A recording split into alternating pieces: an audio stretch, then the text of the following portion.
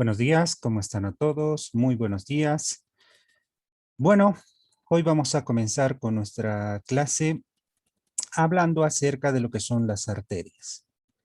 Bueno, en esta práctica vamos a hablar acerca de las arterias, de cómo es que estas se van a distribuir, cómo es que se van a,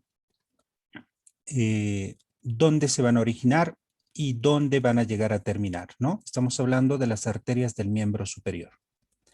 Bueno, como ustedes verán, ahí tenemos la parte del tórax en un cadáver, ¿no? Ahí podemos ver claramente la parte del tórax. Pues ahora vamos a ir viendo y entrando para poder llegar a la parte del corazón, ¿no? Entonces ahí tenemos la parte de la pared torácica anterior, donde está el esternón, las costillas.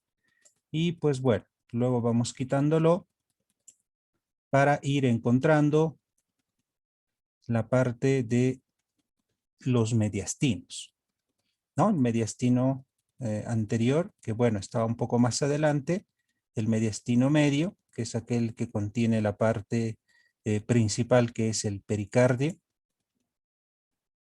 ¿no? Ahí tenemos el pericardio, un pericardio fibroso que está por fuera, es el que envuelve, y un pericardio seroso es el que recubre el corazón.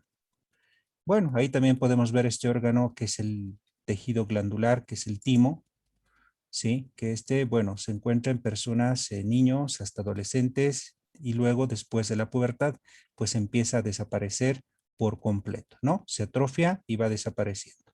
En este caso, pues si lo vemos acá al timo, es que debe ser aproximadamente una persona joven. Y además, el timo se empieza a atrofiar y desaparece y se convierte en grasa, ¿no? Esto ya lo habíamos visto en clases pasadas. Bueno, después de tener esta parte, miren, ya hemos visto esta parte que nos interesa mucho. Hemos indicado el pericardio, el timo, pues ahora vamos a ir quitando esa capa, ¿no?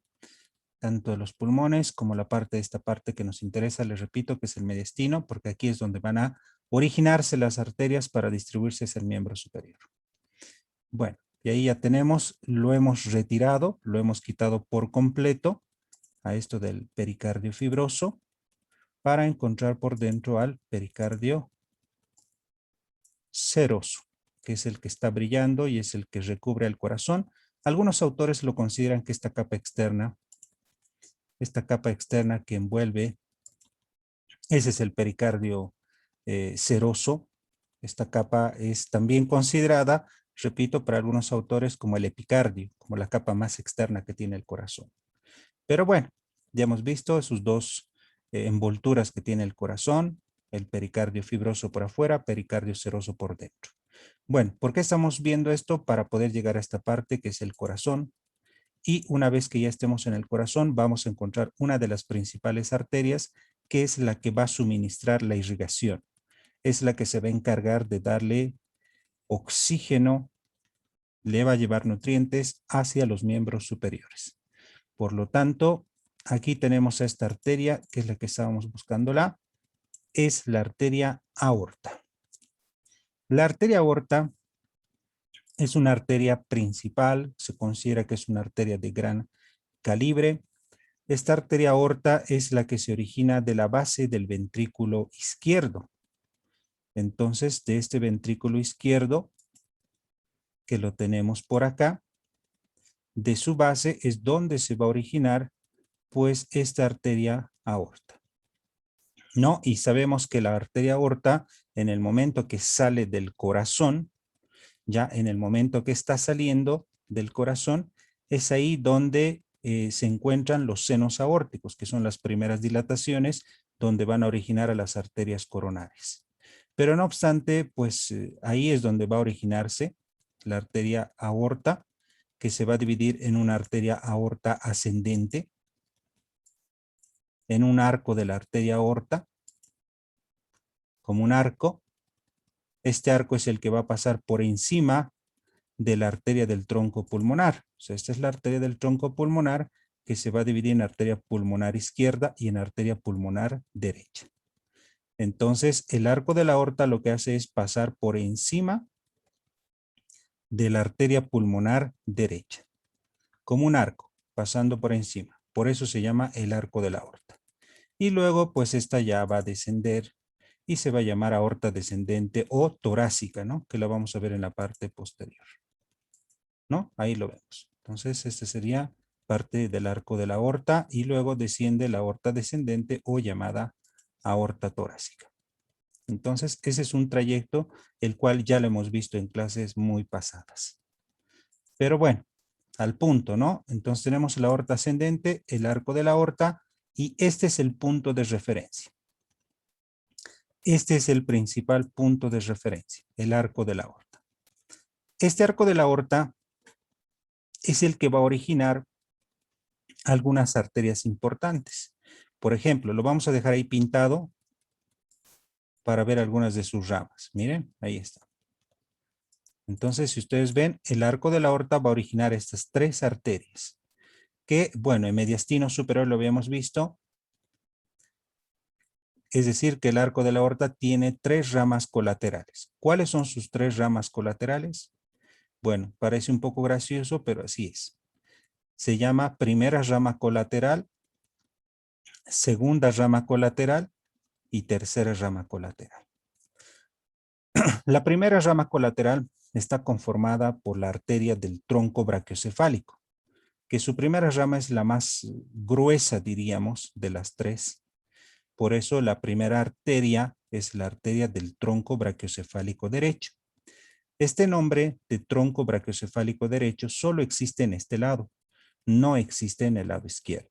Entonces, un dato para tomar en cuenta. Entonces, la arteria del tronco brachiocefálica derecha es gruesa porque luego se va a dividir en arteria carótida común del lado derecho y en arteria subclavia del lado derecho. Entonces, por eso es gruesa y es un poco larga.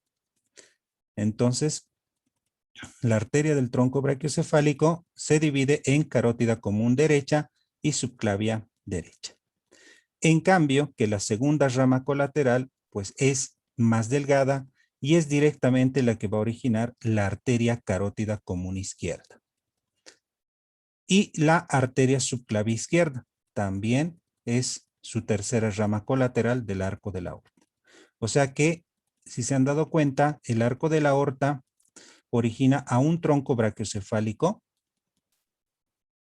y origina a la arteria carótida común izquierda y a la arteria subclavia izquierda.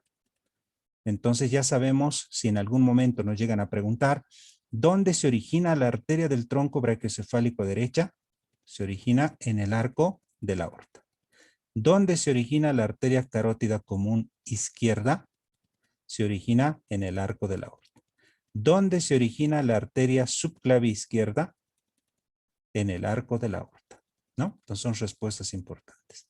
Ahora, ¿dónde se origina la arteria subclavia derecha? En el tronco brachiocefálico derecho. ¿Dónde se origina la arteria carótida común derecha? En el tronco brachiocefálico. Ahora, el tronco brachiocefálico derecho, pues, ¿dónde se origina?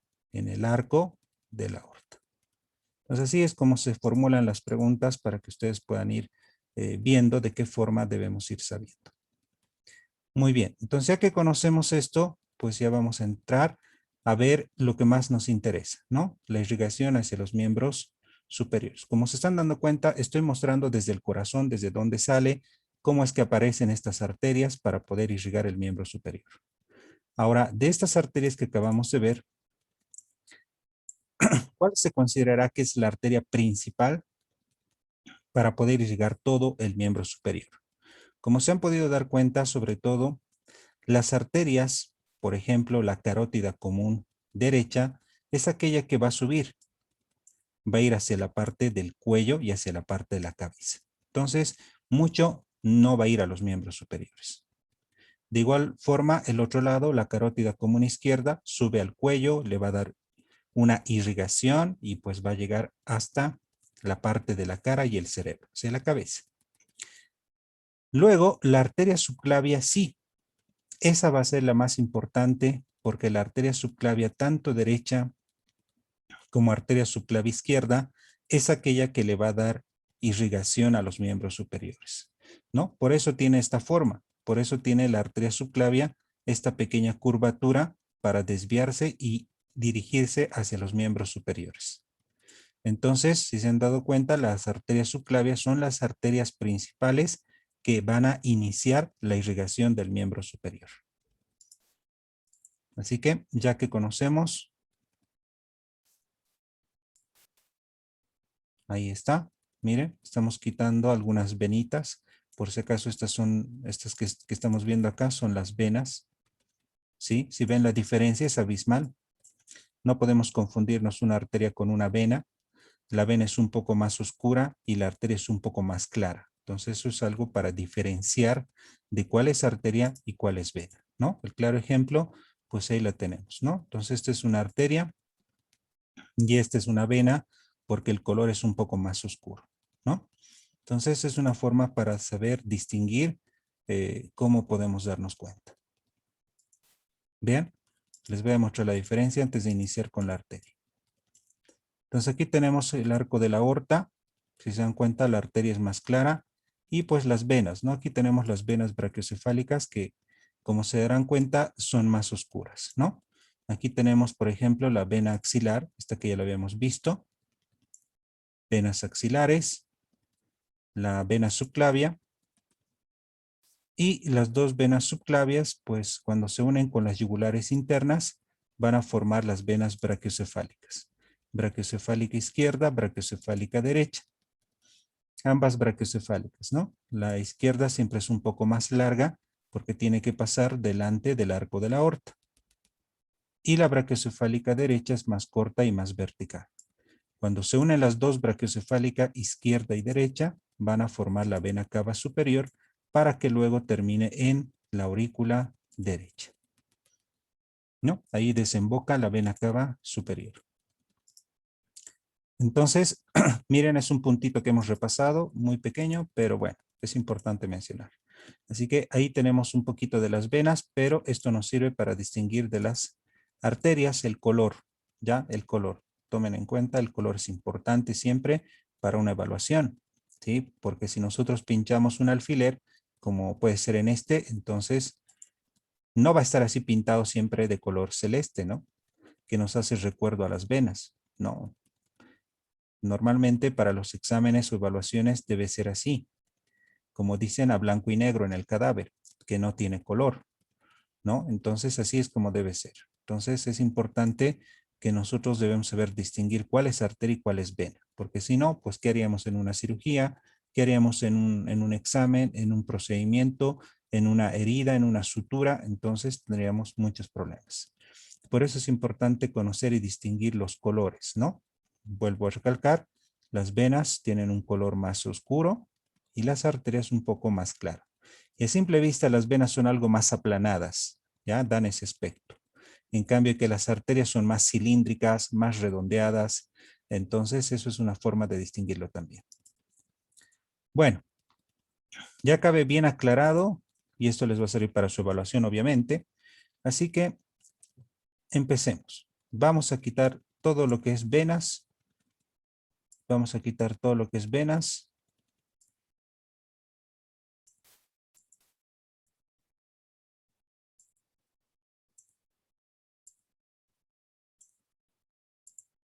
Y ahí está.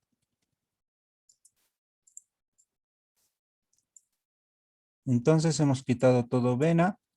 Ahí tenemos el tronco brachiocefálico derecho. Y aquí tengo la arteria carótida común derecha. Y aquí vamos a ver a la arteria subclavia derecha. Miren, esa es la arteria subclavia derecha. Entonces la arteria subclavia derecha es aquella que va a ir en sentido casi transversal, va a formar un pequeño arquito. Y esta arteria subclavia, ¿dónde termina? En el borde externo de la primera costilla. Bueno, vamos a ver por el otro lado. Aquí tengo la arteria carótida común izquierda y la arteria subclavia izquierda. Ahora decíamos, ¿no? ¿Dónde termina la arteria subclavia? Sea derecha, o sea subclavia izquierda, en el borde externo de la primera costilla. Y aquí está. Esta es la primera costilla. Un right. 1. Primera costilla. La primera costilla, ¿cómo comprobar que es la primera costilla? Pues ahí está el músculo escaleno anterior. El músculo escaleno anterior siempre se va a insertar en la primera costilla, en su tubérculo escaleno, ¿no? Y ahí tenemos de paso al nervio frénico, que lo va a confirmar porque el frénico pasa por delante del escaleno anterior, el nervio frénico, ¿no? Entonces, confirmadísimo, escaleno anterior que termina en la primera costilla. Y como dicen, el borde externo es este es su borde interno. En el borde externo de la primera costilla, o hasta el borde externo de la primera costilla, se lo llama arteria subclavia. Vean ustedes. Hasta el borde externo de la primera costilla es la arteria subclavia. Y desde ahí ya se cambia a arteria axilar. Cambia de nombre. Desde el borde externo de la primera costilla, ¿no? Mi punto de referencia. Bueno, hasta ahí podemos ver en esta imagen. Ahora vamos a ver otra imagen donde se ve mucho mejor. Lo vamos a ver a una distancia más importante. Nuevamente ahí tenemos la parte del hombro. Vamos a ir por el lado izquierdo.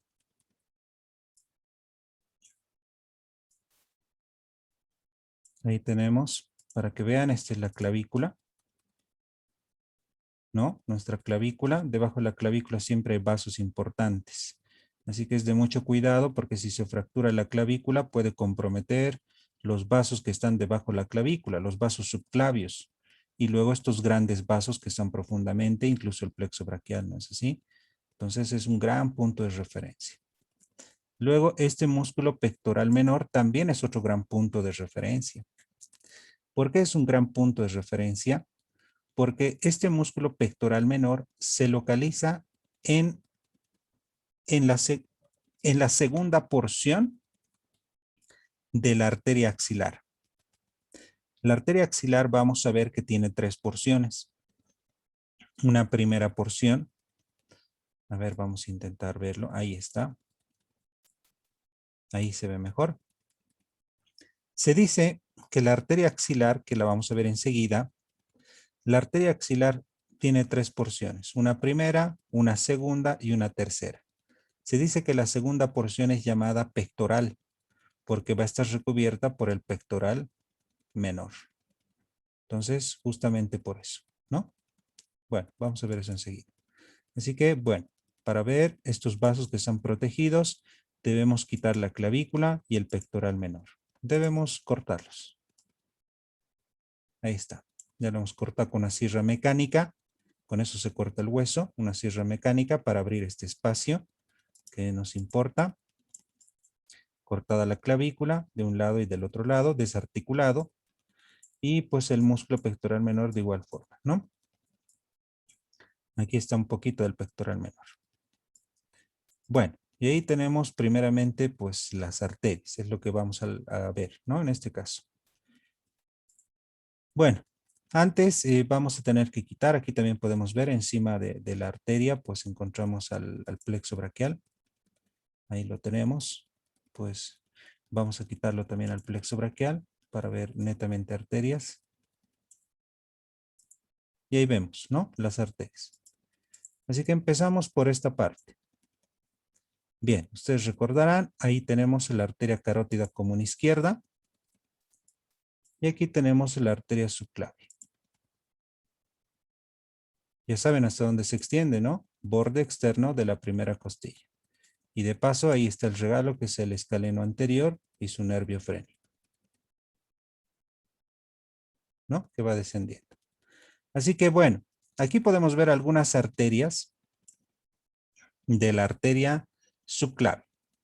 La arteria subclavia es una arteria que esta va a suministrar sus ramas colaterales tanto para el cuello y una que otra para el tórax. ¿Qué ramas? Bueno, La arteria subclavia tiene 3 porciones. La primera porción va a originar 3 ramas colaterales. Una de ellas es la arteria vertebral. Esa es la arteria vertebral que va a ascender por los agujeros vertebrales. Una de sus ramas colaterales. Estamos hablando de primera porción. Arteria vertebral. La segunda porción es la arteria torácica interna, que es descendente, y esta torácica interna va a descender por la parte del tórax. ¿Sí? Va a descender por la parte interna del tórax para luego terminar en 2 arterias importantes, en una musculofrénica y en una arteria epigástrica superior. Bueno, entonces hasta el momento hemos visto 2 ramas de la primera porción, que es arteria vertebral y la arteria torácica interna. Luego tenemos a la más importante, que es el tronco tirocervical. El tronco tirocervical es aquel que va a dar 2 ramas terminales y 2 ramas colaterales. En las 2 ramas terminales, pues una es la cervical ascendente y la otra es la arteria tiroidea inferior, para que pueda irrigar la glándula tiroides, ¿no? Su parte inferior. Esas serían las 2 ramas terminales. Y sus 2 ramas colaterales son la arteria cervical transversa y la arteria supraescapular. La arteria supraescapular, por si acaso, es la que se dirige a la escápula y va a pasar por la escotadura escapular. La arteria supraescapular. Y se dirige obviamente hacia los músculos supraespinoso e infraespinoso. Y esta arteria cervical transversa, pues es la que pasa por el cuello y se va a dividir en una arteria que es importante, que es la dorsal de la escápula. Esa es la que va a recorrer por todo el borde medial de la escápula. Es una arteria bastante larga, si se acuerdan, ¿no? Entonces, esto lo hemos visto en la parte teórica. Así que, bueno, esas 2 ramas importantes son ramas colaterales de este tronco tirocervical. 2 terminales y 2 colaterales. Pero bueno, en resumen, la primera porción de la arteria subclavia, ¿qué tiene? 3 ramas. Arteria vertebral, arteria torácica interna y la arteria del tronco tirocervical. La segunda porción de la arteria subclavia, pues no la vemos aquí. No la vemos porque está cubierta por el músculo escaleno. No la podemos ver. Así que está cubierta. Para eso tenemos que cortarlo pues al escaleno, elevarlo para poder ver la segunda porción. Pero la segunda porción se caracteriza porque tiene una arteria que se llama el tronco costocervical. Y ese tronco costocervical pues va a dividirse en una cervical también profunda, que va a ir para arriba, y en una intercostal suprema, ¿no? Para poder irrigar la primera y segunda costilla. O es decir, para originar las arterias intercostales posteriores, primera y segunda. Pero bueno, debajo, repito, de este músculo escaleno está la segunda porción, que va a originar a la arteria del tronco costocervical. Su única rama colateral de la segunda porción. Y la tercera porción de la arteria subclavia, como pueden ver, es libre, no tiene ramas colaterales. Solo se va a apoyar sobre la primera costilla. Ahí está. Solo se va a apoyar sobre la primera costilla. Ojo, ¿no? Parece aquí que estuviera encima, pero no. La arteria subclavia está en medio, entre la clavícula por arriba y la primera costilla por abajo. Pero como ven, hasta el borde externo de la primera costilla es arteria subclavia.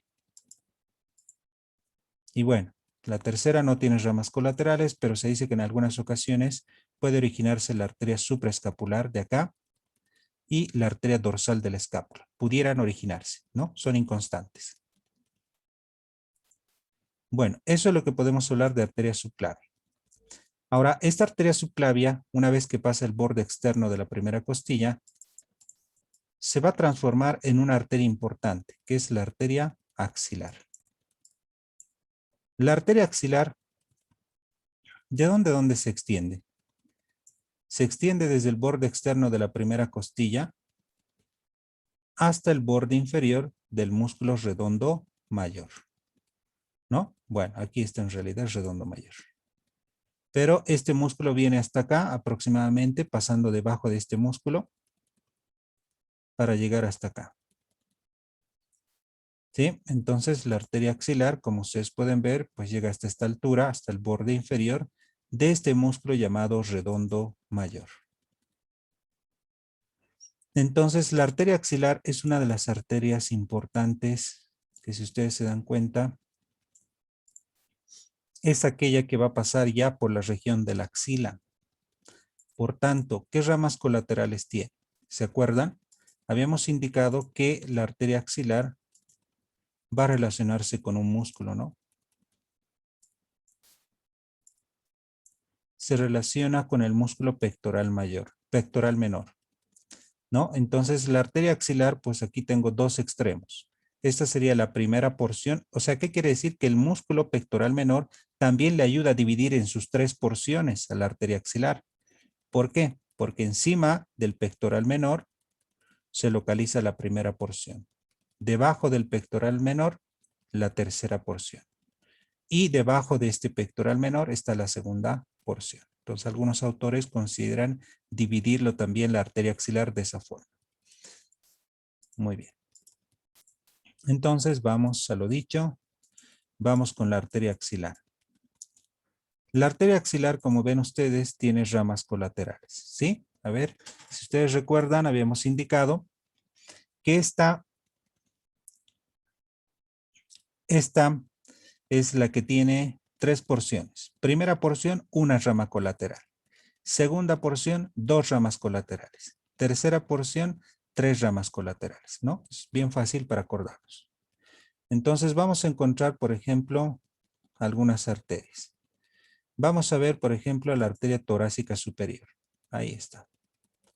La arteria torácica superior. Luego tenemos a la arteria toracoacromial. Un poquito allá más debajo. Toracoacromial. Luego nos encontramos con la arteria torácica lateral. Estamos hablando ya de la segunda porción. Luego tenemos en nuestra tercera porción, a la tercera porción que encontramos a la arteria subescapular y las dos circunflejas, circunflejo humeral anterior y circunflejo humeral posterior.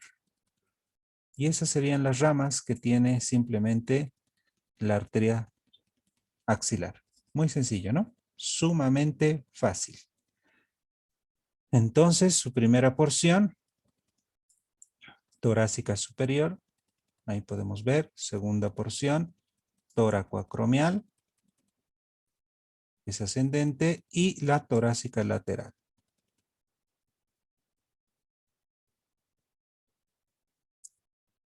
Segunda porción. Y la tercera porción, la arteria subescapular, repito, y la arteria circunfleja humeral anterior y circunfleja humeral posterior. Sumamente fácil. Pasa el músculo redondo mayor, su borde inferior del redondo mayor, y de arteria axilar se convierte en arteria braquial. O sea que yo debo saber también, aparte, para el examen o para los exámenes, siempre sus límites de las arterias. Puedo preguntar, por ejemplo, preguntas muy clásicas. Puede ser, por ejemplo, ¿dónde inicia la arteria axilar? Borde externo de la primera costilla. ¿Qué músculo recubre la segunda porción de la arteria axilar? Músculo pectoral menor. ¿Dónde termina, a qué nivel termina la arteria axilar? A nivel del borde inferior del músculo redondo mayor. ¿Dónde inicia la arteria braquial? Borde inferior del redondo mayor. O sea que el borde inferior de este músculo redondo mayor es donde termina la arteria axilar y donde inicia la arteria braquial. Dos puntos de referencia. Lo mismo pasa con el borde externo de la primera costilla, ¿no? Ahí termina la arteria subclavia y empieza la arteria axilar. Es doble punto de referencia, ¿no? Que es importante. Bueno, así que eso simplemente es lo que podemos ver y vamos a detallar un poquito más. ¿Ya? Primera porción, torácica superior. Segunda porción, toracoacromial. Torácica lateral. Y la tercera porción tenemos la arteria subescapular. Pero la arteria subescapular, ¿se acuerdan? Que la arteria subescapular se divide en dos ramas. La arteria subescapular se divide en arteria circunfleja escapular. Ahí está la arteria circunfleja escapular que se dirige a la parte de atrás. Y tenemos a la arteria tóraco-dorsal, ¿no? La arteria tóraco-dorsal. Entonces, la arteria subescapular tiene esas dos ramas colaterales. La arteria escapular. Repito, arteria circunfleja escapular y la tóraco-dorsal. Y por último, la arteria circunfleja humeral anterior, que es la que recubre la parte anterior del cuello quirúrgico del húmero. Y la arteria circunfleja humeral posterior es la que va a pasar por el espacio cuadrangular junto con el nervio axilar. Y esta arteria circunfleja humeral posterior se va a dirigir hacia la parte del cuello quirúrgico. Es decir, que las dos circunflejas van a anastomosarse alrededor del cuello quirúrgico. Esa es su característica que tiene. Bueno, eso es lo que podemos hablar de la arteria axilar. Bueno, hasta aquí hemos visto dos arterias importantes, arteria subclavia y la arteria axilar, con todos los detalles que sea posible. Y pese que detrás de, bueno, de estas arterias tenemos pues al músculo subescapular, al músculo redondo mayor y al músculo dorsal ancho, ¿no? Bueno, pero el que nos interesa, redondo mayor. Muy bien, hasta ahí ya tenemos la arteria axilar. Vista, conocida muy bien. Y ojo, ya, que ¿con qué estructura se va a relacionar la arteria axilar? Se va a relacionar, escúchenlo bien, con los fascículos, aunque no lo crean. Se va a relacionar con este fascículo lateral del plexo braquial y el fascículo medial. Entre el fascículo lateral y fascículo medial se va a formar este nervio mediano. ¿Sí? Se forma el nervio mediano. Entonces es un detalle muy importante. Vean ustedes, la arteria axilar está pasando por detrás y el plexo braquial, este es su fascículo lateral, este es su fascículo medial y este es el nervio mediano. O sea, para formar el nervio mediano, en esta bifurcación de los dos fascículos es por donde va a pasar la arteria axilar. Y esta unión del fascículo lateral y el fascículo medial, justo cuando se unen y se origina el nervio mediano, esto también se llama la horquilla de la arteria axilar. Algunos autores, en algunos otros textos, lo llaman la horquilla de la arteria axilar, porque justo entre los dos fascículos pasa la arteria axilar, ¿no? Y pues luego se origina el nervio mediano. Bien, un datito que de repente les sirva. Bueno, seguimos bajando. Vamos a seguir viendo un poco más. Ya hemos visto la parte de la arteria axilar, la parte de la subclavia, arteria axilar. Ahora vamos a ir viendo más en hueso porque tenemos más arterias más profundas en este caso. Ahí está. Entonces hemos visto ya esta arteria, la arteria subclavia. Ahí le damos una miradita, ¿qué arterias encontramos? La arteria vertebral, miren que se ve espectacular aquí. La arteria vertebral que pasa por los agujeros transversos. La arteria torácica interna. El tronco tiro cervical. Su arteria subclavia, ¿no? Esto que ya lo hemos visto. Luego tenemos a la arteria axilar, que acabamos de ver hace un instante. La arteria axilar, ahí la tenemos. ¿No es así? Muy bien. Entonces ahí podemos ver pues algunas de sus arterias.